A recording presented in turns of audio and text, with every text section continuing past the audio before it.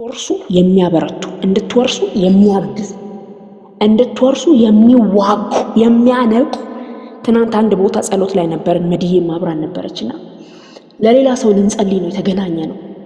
ግን ለኔ ጌታ እየተናገረ እስከሚመስለኝ እንደው ወይ ጉድ ለኔ ነው እንዴ ነው ያስጠራከኝ እግዚአብሔር እስከምል ድረስ እግዚአብሔር ያበረታኝ ነበር። በጣም እግዚአብሔር ቃል ኪዳንን ምን ያህል እንደሚጨክን ትናገር ነበር።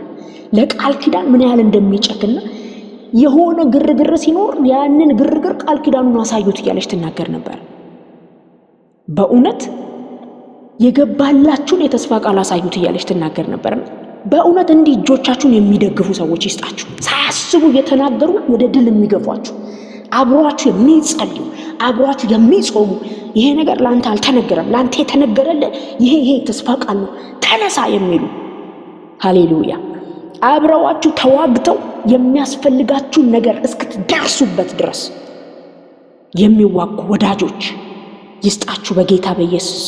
የሚዋጉ ወንድሞች እህቶች፣ ማለት ይሄ ነገድ አያልወጣም አንተ ወጣ አንተ ብርቱ ነህ ማለት ይችላል። ይሁዳ እንዳልኳችሁ በጣም the strongest tribe የሚባል ነው። በጣም ጠንካራ ነው። አንተ ጠንካራ አይደለ እንዴ ወተካቶ ጋም እንዴ አላለው? የማይገርም እሺ ብሎ አብሮት ወጣ። ጠንካራ አንዳንድ ጊዜ ጠንካራ እንመስላለን እኮ በሆኑ ነገሮች፣ ግን ያደክሙናል። አንዳንድ ነገሮች በቃ ተደጋጋሚ ሲሆን ተመላላሽ ሲሆን ተደጋጋሚ ሲሆን ያደክሙናል። ኃይል ያስፈልገናል። አንዳንድ ጊዜ ምናል አንድ ሰው ቢጸልይልኝ የሚያስብልበት ጊዜ ላይ እንመጣለን። ዛሬ እንደዚህ ልባርካችሁ። በእምነት የሚጸልዩ በእምነት እጆቻችሁን ይዘው ወደ ተስፋችሁ የሚያስገቡ በእምነት የሚረዱ ፈጥነው ወደ ተስፋችሁ የሚከቱ ገፍትረው የሚከቱ ኃያላንን ወደ ህይወታችሁ ያምጣላችሁ በጌታ በኢየሱስ። ከዚያ በኋላ ስምዖንም ይላል የስምዖን ነገድ፣ ያው ስምዖንም ካለ ነገዱን የሚጠራውና ስምዖንም ከእርሱ ጋር ሄደ ይላል። ከዚህ በኋላ ከነዓናውያንና ፌሪዛውያንን ወጉ፣ ከነርሱም ብዙዎችን አጠፉ ከምድሪቱ ላይ። ከዚህ በኋላ ዛሬ እንድንካፈል የፈለኩት ይሄ ሰው ነው። ቤዜቅ ውስጥ የሚኖር አንድ ሰው አለ። አይገርምም? አዶኒ ቤዜቅ ይባላል ይሄ ንጉስ። እሱ ራሱ በመጨረሻ ስራውን ገልጦ ሲጽፈው የዚህ ሰው ስራ ምንድነው? የነገስታትን አውራ ጣት በመቁረጥ ከሱ ማዕድ ፍርፋሪ እንዲበሉ ማድረግ። ይሄ ነበር በዚህ በተስፋይቱ ምድር ውስጥ ቤዜቅ በምትባል ስፍራ ላይ ገዢ ሆኖ የሚኖረው ይሄ ሰው ትልቁ ስራው ጣት እየቆረጡ ከሱ ማዕድ ፍርፋሪ ማብላት ነበር። አረ እግዚአብሔር ይውጋው እንደዚህ አይነት መንፈስ በጌታ በኢየሱስ። እና ህዝቡ እየተዋጋ ሄዶ እዚህ ቤዜቅ የሚባል ስፍራ ላይ ሲደርስ ይሄንን አዶኔ ቤዜቅን አገኘው ይላል። እና ሊሸሽ ሞከረ ይላል። ሸሸ ይላልና ሸሽቶ አልቀረም፣ አሳደውም ይላል። ያዙት። ዛሬ እናሳድዳለን በጌታዬ በኢየሱስ ክርስቶስ። እና በጣም የገረመኝ የዚህ ንጉስ እንትኑ ይሄ ምንድነው መንገዱ፣ ሲስተሙ በጣም ከባድ ነው። በጣም ልክ አሁን እንዲሰርኬ እንደላከችው ኢሞጂ የሰው አውራ ጣት ከተቆረጠ እጅግ በጣም ከባድ ነው። የእጅ አውራ ጣት ከተቆረጠ ሰው እንደ ልቡ ማዘዝ አይችልም። የሆነ ነገር እንደ ልቡ ማዘዝ አይችልም። እንደ ልቡ ሊዋጋ አይችልም። ምክንያቱም ያኔ እንዳሁኑ በጣም ያማሩ መሳሪያዎች አውቶማቲካሊ የሚተኩሱ ድሮኖች የሉም። ህዝቡ በጦር በጎራዴ በስለት ነው ተዋግቶ የሚያሸንፈው። እና ይሄ አውራ ጣት የተባለው ጣት ሰይፍ የሚይዙበት ጣታቸው፣ ሰይፍ የሚታጠቁበት የሚዋጉበት። እና ያ ጣት ከሌለ ፋይት ማድረግ አይችሉም፣ መዋጋት አይችሉም። ነገስታት ናቸው ግን አይዋጉም። ነገስታት ናቸው ግን ድል የላቸው። ነገስታት ናቸው ግን የማይጠቀም ስፍራ ላይ የተቀመጡት። ነገስታት ናቸው ግን እግራቸው ባላንስ አያደርግም።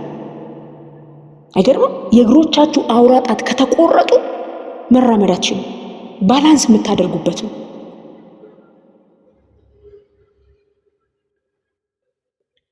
እንዳይሮጡ፣ እንዳይዋጉ፣ እንዳይንቀሳቀሱ እጅና እግራቸውን የእጅና የእግር አውራጣቸውን ቆርጦ መቁረጡ ብቻ አይደለም፣ ከሱ ማዕድ ላይ ተቀምጠው። ስለ ነገስታት ነው የማወራው። ስለ ነገስታት ነው የማወራው። እንዴ የእግዚአብሔር ልጆች ተብለን እግዚአብሔር የገባው የተስፋ ቃል እያለ እግዚአብሔር የተናገረው መልካም ነገር እያለ ያንን የተስፋ ቃል እንዳንኖረው እንዳንዋጋ ተመሳሳይ ህይወት፣ አረ በጌታ በኢየሱስ ተመሳሳይ ነገር። ነገስታት ተብሎ ፍርፋሪ ለቃሚ የለም። በእውነት ነገስታት ተብሎ ሰው ፍርፋሪ እንዴት ይለቅማል? ነገስታት ተብሎ እንዴት አይዋጋም? እንዴት አይዋጋም? ነገስታት ተብሎ እንዴት ባላንስ አያደርግም? ነገስታት ተብለው አይሮጡ። ነገስታት ተብለው ህዝብ የላቸውም፣ ነፃ የሚያወጡት ህዝብ የላቸውም። ነገስታት ተብለው አይመሩም። የሚያደርጉት ብቸኛ ነገር ያ አዶኒ ቤዜቅ የተባለ ሰው በፊታቸው ፍርፋሪ እስኪ በትን መጠበቅ ነበር።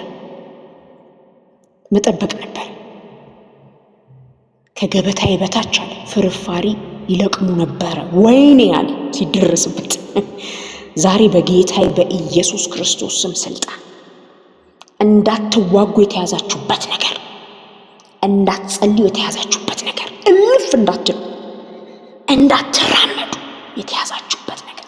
ከነአን ማርና ወተት የሚያበቅል የተስፋ ምድር ነው። በጣም እግዚአብሔር ከዚያ ሁሉ ተስፋ አለው ከሚባለው ምድር ሁሉ መርጦ ለህዝቡ አይቼልሃለሁ ከነአንን ያለው ምድር ነው። ግን ከነአን ላይ እንዳይራመዱ እልፍ እንዳይሉ፣ ኧረ በጌታ በኢየሱስ ክርስቶስ ስም ይሄ ከዘመናችሁ ላይ የተነሳ ይሁን። ከዘመናችሁ ላይ የተቆረጠ ይሁን። ያላችሁበት ስፍራ የተስፋው ቃል የሚፈጸምበት ስፍራ ሆኑ። ያላችሁበት ስፍራ እግዚአብሔር መልካም ነው ያለው ስፍራ ሆኑ።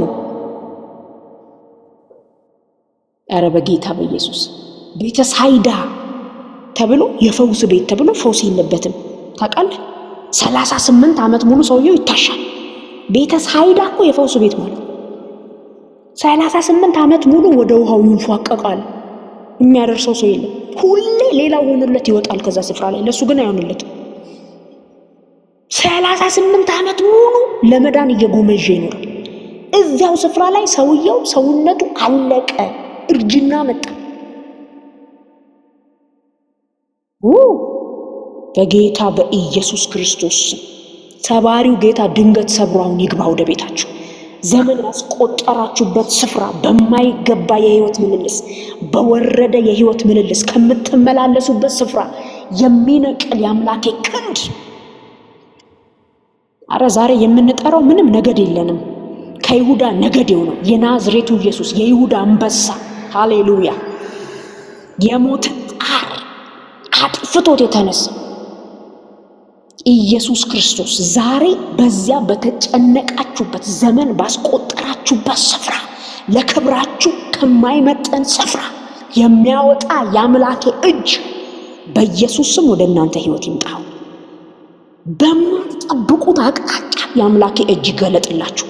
በማትጠብቁት ያደረገባችሁ ይደረግበት በኢየሱስ ስም።